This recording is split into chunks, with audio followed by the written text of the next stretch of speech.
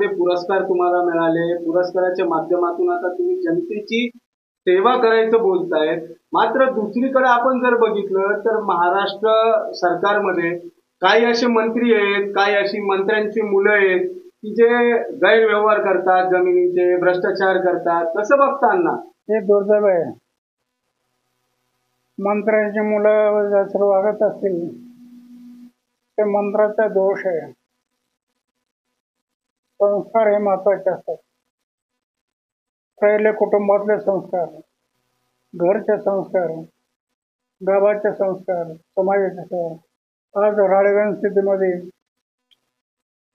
एवढं मोठं गाव आहे पण कधी गडबड नाही, गोंधळ नाही, वाईट कधी वागत नाही. तेव्हा हे त्यांच्यामध्ये रुजवलं पाहिजे. कुठेतरी अपुरा पडतो, त्याच्यामुळे कधीतरी घडतंय. त्या मंत्र्यांना आणि त्या मंत्र्यांच्या मुलांना काय सल्ला देणार? तुमचं एवढं म्हणजे वय झालंय तरी तुम्ही जनतेसाठी झटताय. त्यांना सल्ला एकच आहे की मानवी जीवन जे मिळालं ते कशासाठी मिळालं? फक्त खायचं प्यायचं जीवन, चैनबाजी करून जीवन करून मरायचं एवढ्यासाठी जीवन नाही. मानवी जीवन काही विशिष्ट जीवन आहे.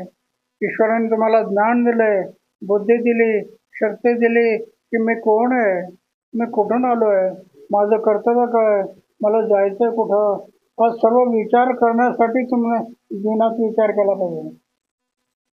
हा जर विचार केला तर तुमच्यातून वाईट वागणं होणार नाही.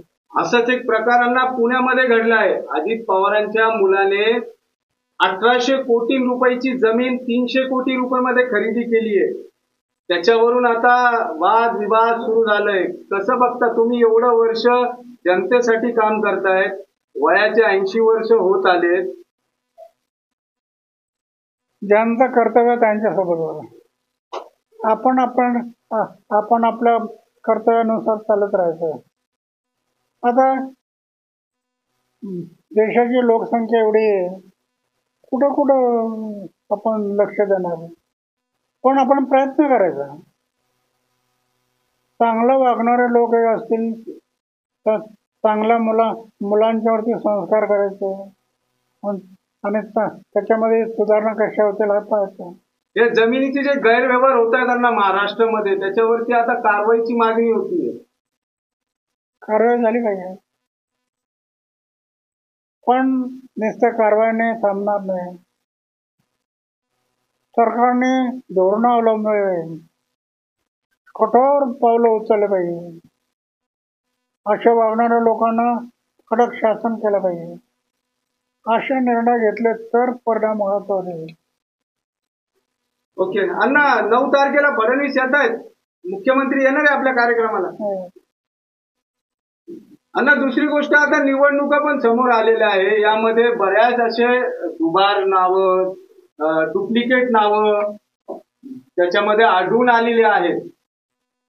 कसं बघताना फेक नावं, जे डुप्लिकेट म्हणतो आपण, एकाच माणसाचे 4-4 नावं आलेले.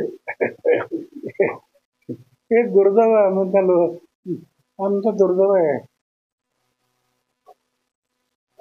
भारतासारख्या देशामध्ये इलेक्शन लावतं चांगल्या माणसाने पुढे जावं, गाव समाज देश डोळ्यासमोर ठेवावं. अशा ठिकाणी हे घडतं, हे दुर्दैव आहे.